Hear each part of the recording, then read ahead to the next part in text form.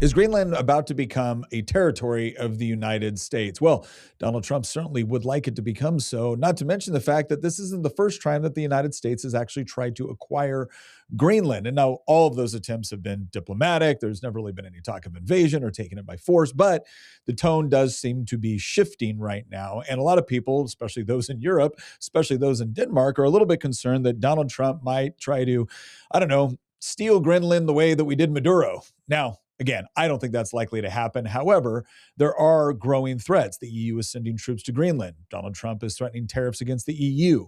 And the overall conversation has probably been a lot more hostile than we're typically used to on these sorts of discussions. So today, we're going to answer the question, who owns Greenland? Why would America want it? Has America ever tried to get it before? Spoiler alert, yes. And is it likely to succeed this time? And how could it potentially take place? All of that coming up on this episode of Making the Argument. I'm your host, Nick Freitas. All right, so let's go ahead and take a look at the very first question that we just got to answer here, and that has to do with who owns this place, or who owns this place anyways? All right, so Greenland is owned by Denmark, and we're looking at a thing from Chatham House right here. And this was published January 9th, 2026. Denmark's claim is unimpeachable. In the 1951 Defense of Greenland Agreement with Denmark, the U.S. unambiguously recognizes the sovereignty of the Kingdom of Denmark over Greenland. In fact, there were some other exchanges that actually took place as a result of several agreements that we've had with Denmark.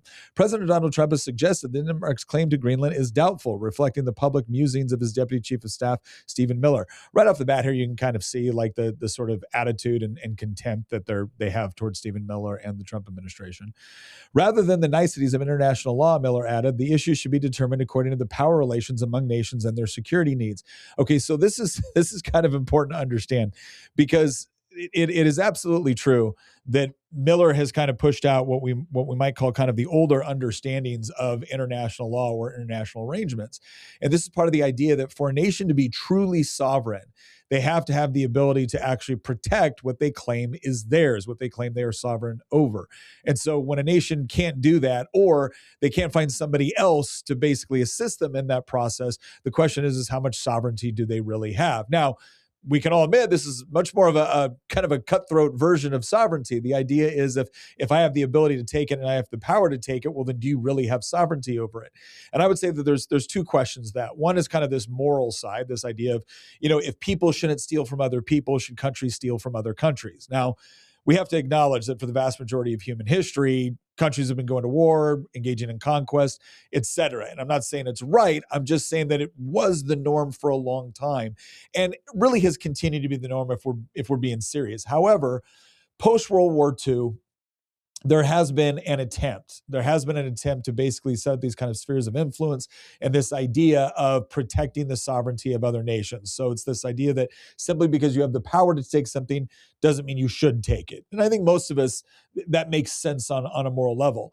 But what Stephen Miller here, I don't think is suggesting is that, well, the United States should just go and take whatever it wants. But it is pointing out that it's all fine and good for Denmark to say, well, that's ours. But the United States can also look at it and say, okay, well, it's in our hemisphere. We have strategic interests here.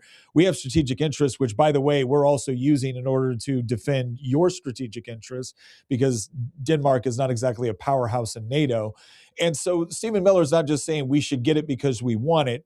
He's saying that there's another kind of international order here that's a little bit more realpolitik, and maybe Denmark should consider that. Again, that's definitely more aggressive than we're used to, but again, let's go ahead and read through some more of this article here to kind of get an idea of what some of the other claims are. President Trump has now amplified this sense, insisting in an interview with the New York Times that international law has little relevance for him. I don't fault him for that.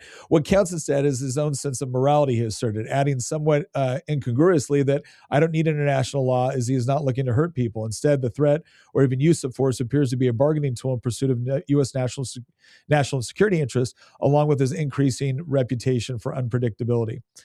The Greenland episode may teach him differently. While Denmark is no match for the U.S. in military terms, yeah, it does hold good title to the island, along with the right to self-determination of the local population. And that's the part that that's the next part I kind of want to talk about here is, look, I don't think the Trump administration can really claim that Denmark doesn't have a legal right to Greenland as part of its sovereign territory. The United States agreed with this. The Truman administration agreed with this. There was a deal a while back where we actually purchased our possessions of the Virgin Islands from Denmark, but it was also acknowledged in that Greenland belonged to Denmark. So look, if we want to harken back to the good old days where if you can't defend it, it's not really yours, fine. But I don't think we can honestly pretend that this isn't sovereign Danish territory. However, the people of Greenland can have something to say about this, and that's the next thing we're going to go over is what does that process look like? All right, so let's take a look at this. So I went into Grok and it was like a real simple question. Already knew the answer, but I wanted it to just be kind of in one place. Yes, Greenland can vote to leave Denmark, right? So that's important to understand is that while Greenland is a part of Denmark, and that has been legally acknowledged for many years, not just by international law, but by U.S. treaty, the people in Greenland have a say here. So the Greenland can vote to leave Denmark through a referendum process established under the 2009 Self-Government Act. This act recognizes the Greenlandic people's right to self-determination and allows them to initiate independence via a public vote, followed by negotiations with Denmark. Now, there's and it goes through and it kind of explains this several times where, Greenland has been able to assert itself in ways that Denmark might not prefer. So, for instance, in 1982, 53% voted in favor to exit the European Economic Community, showing their ability to decide on international ties. And then the current context here, this is important. As of 2026, independence remains a major political issue, with most parties, Inuit, Nularak, supporting it, but different on timing. A 2025 poll showed 56% favor independence, though many oppose it if it risks welfare cuts. And that's a perfect spot to thank the sponsor of today's episode, Lear Capital. Ladies and gentlemen, gold and silver have both soared to absolute all-time highs right now. And Lear Capital is the place you want to go for your education on why owning physical gold and silver or having a part of your IRA or 401k is a really good way to hedge against inflation. You can get your free investor kit that includes a $4,500 gold report, AI, and silver report, plus IRA guide if you're looking to roll over some of your retirement savings into a gold and silver IRA. There's no obligation, just free education in order for you to be informed. You can get started today by calling Lear at 800-707-4575. That's 800-707-4575. Or visit nickforlear.com. That's nickforlear.com. And we thank them for sponsoring today's episode. Is where we get to the brass tacks of this, okay? It's not as if the relationship between Greenland and Denmark has always been simpatico. In fact, as late as the 2000s, there was a policy that the Danes had actually imposed where they were sterilizing Inuit girls. There was also a policy that they had instituted, I think it was back in the 70s, where they'd actually taken Inuit children away from Greenland and then educated them in Denmark because they didn't want to perpetuate the kind of Inuit lifestyle. Now, again, does this mean that they don't own Greenland? No, but you can see some pretty obvious reasons why at least some portions of the population of Greenland might not be too keen to stay or would want greater independence. Now, this has not prevented the we choose Denmark, says U.S., Greenland's PM says. All right. Greenland's prime minister has said his people would choose Denmark over the U.S. if they were asked to make such a choice here and now. Jean Frederick Nielsen's remarks at a joint news conference with Denmark's prime minister is the strongest by a representative of the semi-autonomous Danish territory since U.S. President Donald Trump renewed his plan to annex it. Trump says the U.S. needs to own Greenland to defend it against Russia and China. The White House has suggested buying the island, but not ruled out the use of force to annex it. Denmark is a fellow NATO member, and Prime Minister Mette Frederiksen has warned that military force would spell the end of the transatlantic alliance. Now, I made a joke a while back going, okay, so let me get this straight. If we invade Greenland, we're no longer in NATO. Cool. What do we got to invade to get out of the UN? Right? But listen, I was being a little bit flippant there, but honestly, this kind of comes to the crux of some of the problem here. And this goes into some of the strategic reasons why the United States has wanted to possess Greenland for some time. A lot of it has to do with rare earth minerals, but even more than that, I would argue much more than that, it's Greenland's strategic position in the world with respect to the Arctic. So when you start looking at maps of the Arctic and you see, where Russia has its bases, when you start to see the icebreakers cutting through and what it could potentially mean for not just military or security operations, but potentially for things like trade. And again, that also factors into the rare earth mineral consideration as well. It's not hard to see why the United States would want to own Greenland. We've had a lot of treaties with Denmark in the past where we've been able to put up military bases there. But in recent history, China especially has been snooping around the area in order to try to harvest some of the rare earth minerals that exist there. And that's important for a variety of reasons. One of the things that we should point out here is that when it comes to rare earth minerals, we're talking about an area that's important, not just from the security standpoint. When we talk about strategic location on the globe, we're also talking about the various minerals that are absolutely critical for a lot of modern technology. So this comes from the Center for Strategic and International Studies, Greenland, Rare Earths, and Arctic Security. Going here, just one day after the U.S. raid in Venezuela and capture of Nicolas Maduro, President Trump turned his sights northward to the island of Greenland. On January 5th, President Trump affirmed, "We need Greenland from the standpoint of national security." Senior Trump aides soon echoed the assertion the United States could seize the Danish territory to support national interests. These recent comments mark a return to rhetoric that made headlines in the early days of 2025 as the newly reelected President Trump declared the United States could purchase the autonomous Danish territory. Greenland is rich in natural resources, including iron ore, graphite, tungsten, palladium, vanadium, zinc, gold, uranium, copper, and oil. But the resources attracting the most attention to the region are rare earth elements. Vulnerabilities in U.S. rare earth element supply chains for defense and commercial needs have recently been at the forefront of policy issues in Washington. Notably, 2025 was marked by multiple rounds of high-stakes negotiations following Chinese exports controls on heavy REEs. Disruptions to these materials expose Western automotive supply chains to shortages, delays, and pauses in production. President Trump has acted meaningfully to address these prescient supply chain concerns, both through public-private partnerships, such as the equity deal with U.S. rare company MP Materials, and bilateral agreements with partners including Saudi Arabia, Japan, and Australia to further the development of rare earth capabilities outside of China. Deepening cooperation and commercial ties with mineral-rich countries is expected to be a cornerstone of U.S. policy in 2026. I want to talk about this as well from the perspective when we talk about the strategic case here. A lot of times that almost kind of insinuates a military or national security component. That's true, but it's also our overall economic well-being. One of the things that I think most Americans have become very aware of is our dependency on imports, especially dependency on imports of things which we might consider to be of strategic nature. So that's everything from steel to pharmaceuticals to microchips. I mean, you name it. There's a lot of what we buy and use in the United States is produced overseas. And part of Donald Trump's tariff strategy has not been just to try to favor U.S. businesses, but also try to strengthen the production or the creation of certain either minerals or resources, as well as with economic development within the United States, which again have not just an economic factor to it, but also a national security factor to it. And so when you look at something like Greenland, where a lot of rare earth materials, plus it's strategically located, plus it's in the Western Hemisphere, plus we've been predominantly responsible for providing for its security for some time now, you can see why it makes sense, right? You can see why it makes sense. The other question you have to ask is, why does Denmark want it so bad? In part, it's the history, right? It's been theirs for a long time, and I don't think that should be discounted, right? You could point to a state in the United States that wasn't necessarily the most strategic for us and say, well, why should you have it? Because it's ours. That's why, right? So let's not be intellectually dishonest here when we recognize why Denmark doesn't just want to give up sovereign territory. But those are valid strategic concerns for the United States. And for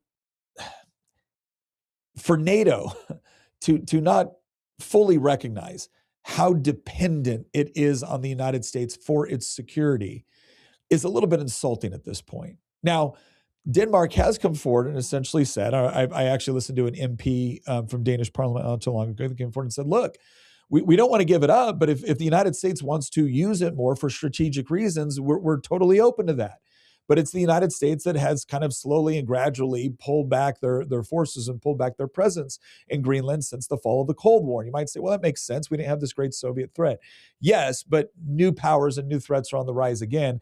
And the United States wants to be in a position geographically to be able to counter those threats, but it also wants to be in a position strategically in order to maintain our own economy, especially with the rare earth minerals that are necessary for doing so. And so it's kind of this convergent of economic, strategic, national security interests with this. And I think there's also a bit of frustration with Americans, right? And with Donald Trump when it comes to our security relationship with Europe. And this is where I want to highlight a little bit of the problem with what's going on in Ukraine right now. So if you remember, it wasn't that long ago when during Trump's first administration where he was speaking to the UN and he was talking about the EU and specifically Germany's dependence upon Russia for its energy policy, that it was overly dependent and he needed to become more independent. It needed to rely more on nuclear. It needed to rely on sources that were not being held by a guy like Putin. And if you remember, everybody in the American media just got the biggest kick out of zeroing right in on the German delegation, the UN, essentially laughing at Donald Trump like he didn't know what he was talking about. And it wasn't long after that, or kind of during that process, that Germany started decommissioning their nuclear plants. Why?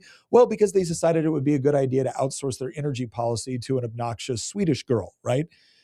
And here we are. Russia invades Ukraine, and the EU, Europe, flips, loses their mind. Understandable. And everyone has got to do something, which means primarily the United States has got to do something because we're the dominant partner within NATO. We're the ones that make NATO a true threat, a true source of power projection. And we're not all that eager to get involved in another land war in Europe/Asia at this point, right? We're not that eager to do that because we just came back from Iraq, just came back from Afghanistan. And the bottom line is we're not looking at getting into a land war with a nuclear power, which is Russia. And so what do? Well, there are Ukrainian treaties where the United States did, through Jim Baker and whatnot, guarantee Ukrainian security if they gave up their nuclear weapons. And so Ukraine is calling on that, right? And it's understandable. And the United States has given, well over, I think over $200 billion worth of aid to Ukraine at this point. The EU has as well. But here's the problem. Here's the problem that I think a lot of Americans have when we look at this, when we look at the direction this conversation on Greenland is going. Because if this had just been a conversation of, hey, maybe we could pay Denmark something for Greenland and maybe the people of Greenland could vote to decide whether or not they want to join. How it went from that, which I don't think would have been that hostile discussion. The bottom line is Trump wanted to have a real discussion and Denmark was kind of acting like, well, it's out of the question. And when you tell Donald Trump it's out of the question, it's, oh, really? Well, and why exactly is it out of the question? Because ultimately, at the end of the day, Denmark wants it because Denmark wants it, but Denmark can't claim that there's some sort of, incredible economic or national security reason for them to possess it, because guess what? Denmark isn't protecting anyone from anything, to include Denmark. Right? But the United States is expected to do these things. And so when Donald Trump says, hey, I'd really like to negotiate a settlement here that will be important not only for our security, but also for yours, since yours is dependent upon ours. So can we talk about this? And it's kind of this abrupt, like, it's off the question. It's beyond consideration. That's the part where I think Donald Trump kind of feels like, no. You don't get to tell us it's not, you don't get to just shoo us away like we're nothing here. You're dependent on us for your security. And we're coming to you and we want to talk about this. Now, maybe through the course of that negotiation, maybe through the course of those discussions, it turns out that nope, Denmark's going to still own Greenland, but the United States is going to be able to get special rights in order to build bases, build listening stations, radar, and potentially mine rare earth minerals, while at the same time benefiting both Denmark and the people of Greenland. But I know it's the attitude of, no, this isn't happening. And I think this needs to be understood. Europe is in no position. All of Europe, this is what needs to be understood. You're in no position to tell the United States no with Greenland. Now, you can send your troops over there all you want. In fact, several countries already have. I think it's a total of 7. Let's take a look here real quick. And you can see right here where European military personnel arrive in Greenland as Trump says U.S. needs island. A small French military contingent has arrived in Greenland's capital of Nuuk. Officials say as several European states deploy small numbers in a so-called reconnaissance mission. The limited deployment, which also involves Germany, Sweden, Norway, Finland, the Netherlands, and the UK, comes as U.S. President Donald Trump continues to press his claim to the Arctic island, which is a semi-autonomous part of Denmark. French President Emmanuel Macron said the initial contingent would be reinforced soon with land, air, and sea assets. Well, ladies and gentlemen, it's almost Valentine's Day, and I'll tell you what that means in the Freitas household. Coffee mugs with innuendo on them. My favorite one is our latest. I like my wife like I like my coffee. Hot, strong, and keeping me up all night. Yes, if you'd like to send your lovely spouse something that shows her how you really feel, go ahead and consider one of these mugs right here. You can scan the QR code or use the link in the description to order by February 1st in order for it to get there by Valentine's Day. Go ahead and check that out. It's about a total of 37 troops. Yeah, it's about a total of 37 troops. Europe, I need you to understand something. I don't hate Europe. I don't hate Europe. When I look at Europe, when I look at its history, its culture, its people, its food, its traditions, its philosophy, I see a lot of the things that help build America. I do. And I want Europe to be strong. I want European countries to be strong. I want them to once again recognize the importance of being able to maintain their own sovereignty, to be able to provide for their own defense in a way that's very real and instills a sense of pride and honor. But you're the same countries that have been importing tens of millions of people who hate your culture, who don't want anything to do with it past the welfare benefits. Right? You are sitting here saying that Russia is this great threat and the United States needs to be more involved. The EU, and let's throw in the UK and the Ukraine too, since neither one of those in the EU, but they're or UK is not in the EU, but they're all supportive of Ukraine. You have 20 times the economic power of Russia. You have something like 4 times the population. You have everything you need to have the military capability and capacity to kick Russia out of Ukraine. And yet, German delegation that laughed at Donald Trump when he warned you about your energy dependence on Russia, in the same time that you've been giving money to Ukraine to fight Russia, you've given more money to Russia in order to support your energy requirements. That is a threat right there at home from someone who would, if he had the power, would invade and take over your territories. But you're going to send 37 troops to Greenland as a sign of solidarity. You know what's so sad about this? This is what you've turned your militaries into. Your militaries are not something that project force. Your militaries are something that engage in performative stances of solidarity with countries that they can't actually defend. And it's pathetic, guys. Because I don't want that for European countries. I remember running into British SAS in Iraq and being really impressed with the quality of soldier that they produce. I've trained with other militaries where I thought, man, these guys are just on their game. But then you look at what your political leaders have turned your countries into. You look at what their priorities are, and your priorities are maintaining a massive welfare state that can service people that you've let come into the country or have come into the country illegally who don't care anything about your country. And then when you guys decide you want to pick a fight, it's with the U.S. over Greenland. And you send 37 troops as if what? This doesn't show us that you're strong. It actually does the opposite. It confirms what we were pretty much already convinced of. You guys don't possess the ability to project power because, again, you've treated your militaries as if they're there for parades or they're there for solidarity. It's almost like you're embarrassed of them. In the meantime, in the United States, we build a military to kill people, break things, and actually project power. So this is performative and it's pathetic. By the same token, I think I can understand the frustration here. It's the idea if you don't like somebody that you've always considered to be a friend, kind of throwing their weight around in a way that you're not used to them doing. But the thing is we're starting to come to the conclusion that that's what you respond to. You respond to countries that throw their weight around.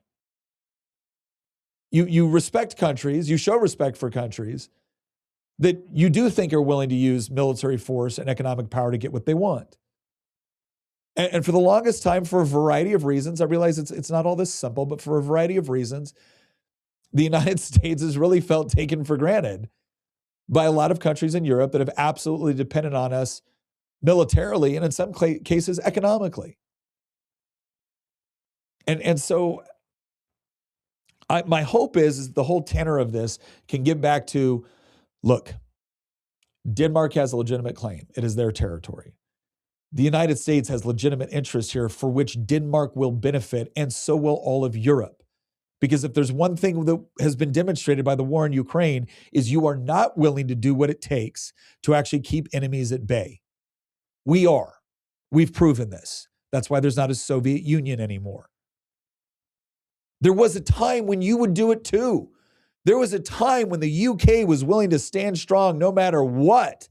Winston Churchill getting up there and saying, hey, even if we lose the British Isles, we will fight from the rest of our empire.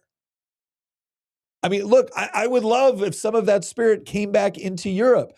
But the first place you're going to have to look is not Greenland. It's not even Russia or Ukraine. It's your own borders and what your own politicians have allowed to be done to you.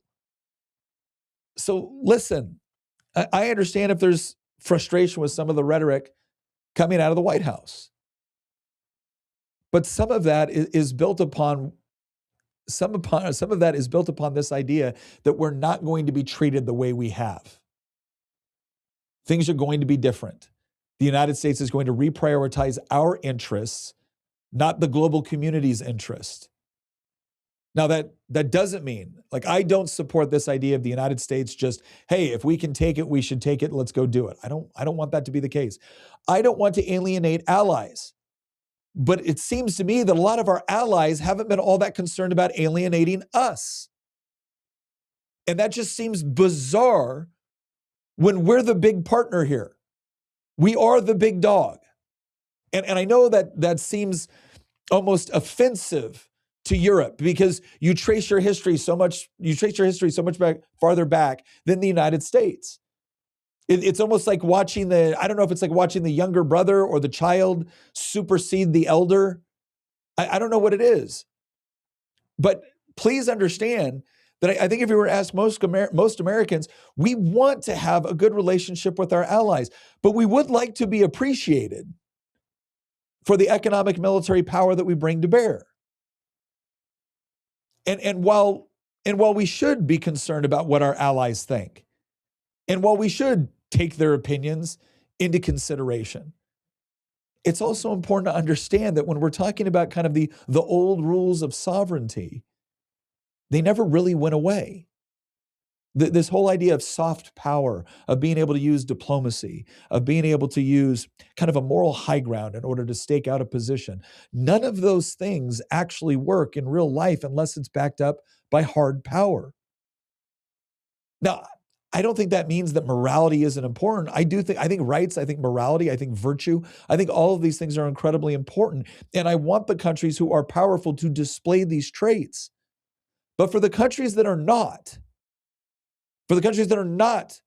that powerful, you don't get to just go around dictating terms to everybody. And that's what needs to be understood. So the bottom line is I don't want to see a situation where the United States is invading and taking Greenland by force. I've made some jokes about it, but when it really comes down to it, I don't want to see that sort of relationship between us and Europe. I can also appreciate why countries in Europe feel like, well, we've signed a treaty. An attack on any NATO partner, even if it's by a NATO partner, has to be supported by NATO partners. I get all of that. That's why I don't think anybody wants it to come to this. I don't believe Donald Trump is serious about sending troops into Greenland. But I think he wants Denmark to know, and I think he wants the EU to know, that this sort of symbolic gesture of we're going to send 37 troops over there to show you guys, that doesn't make you look strong. It doesn't make you look united. It makes you look foolish. It makes it look like you don't really understand what time it is. So, look,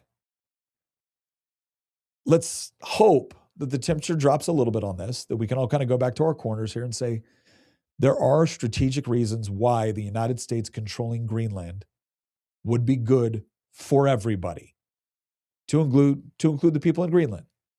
There is a mechanism for the people of Greenland to be able to vote one way or another with respect to their own sovereignty. Now, maybe there's a pathway forward where Denmark is taken care of, the people of Greenland are taken care of, and the United States takes possession in order to address those economic and security issues, which are important for us and Europe and our allies. Maybe there's a different path here, where Greenland stays as a part of Denmark, but the United States is able to play a more significant role with respect to maintaining security, which again is beneficial to us, the people of Greenland and Denmark, and has access to the rare earth minerals, which again, contract negotiations, everyone should be able to benefit from that. But what probably shouldn't happen going forward is Denmark giving out contracts to countries that hate us, like the CCP, countries that are a threat, the same country that's backing up Russia, which you've all told us is the greatest existential threat to Europe right now. Maybe you shouldn't be handing out contracts to those guys who hate your allies. How about that? Maybe that's a part of what is informing this discourse and has actually led it to get fairly hostile at this point. Maybe the United States is reinforcing the Monroe Doctrine, the idea that we're certainly not going to, the whole idea was European powers are not going to come over and try to dominate in the Western Hemisphere. And we're certainly not going to let our enemies come over and try to dominate countries in the Western Hemisphere. And the reassertion of that was demonstrated in Venezuela. Nicaragua's getting the message. Cuba's going to be on its last legs here pretty soon. Now, there's a very, very different relationship with Greenland, right? I don't think there's any desire for hostilities there. But let's go back to the table with the understanding of who's who in this conversation. And let's talk about what actually works best for everyone's security and allow the people of Greenland to have some say over what they want to do, but with the understanding that Denmark can't protect Greenland. Greenland can't protect Greenland. You know who can? The United States. And it's the first people you would call on to protect Greenland if there actually was a threat. So let's keep that all in mind going forward and see if we can find some way to get to a mutually beneficial and peaceful conclusion here. All right, going to cut it short a little bit earlier. I am actually in Las Vegas for SHOT Show, which is cool because I like SHOT Show. I'm going to be honest, I'm not a huge Vegas guy. It's just not really my vibe, but I am really excited to be able to talk to the people here. So hopefully I will run into some of you here at SHOT Show, those of you who might be here. But for everyone else, please like, subscribe, and once again, thank you for watching.